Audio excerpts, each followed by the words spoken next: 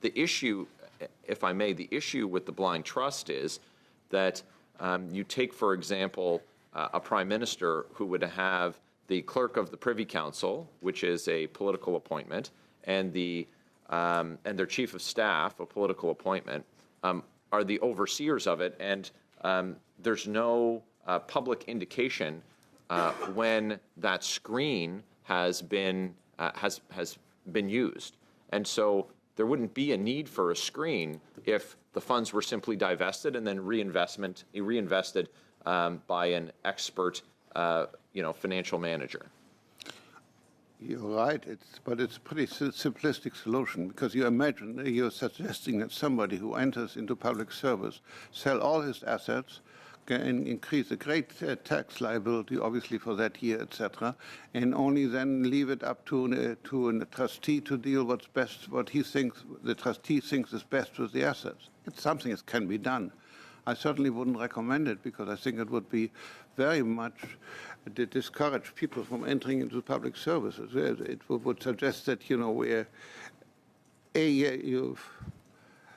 If I may, Commissioner, great tax liability, and B, also very much interference in his personal... If I may, sir, the objective here isn't about the encouragement of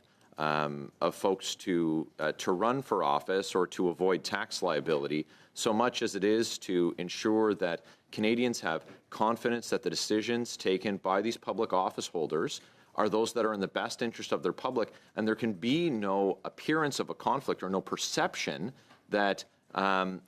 they're taking decisions that are going to enrich themselves, and that's the root of my previous question. These conflict screens can cover dozens or hundreds of companies, but does your office have any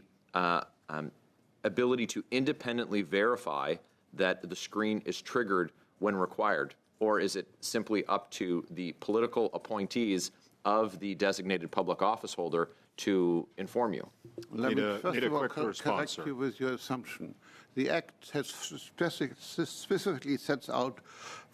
5 purposes.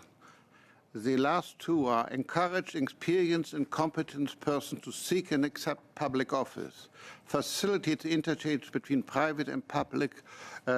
sector,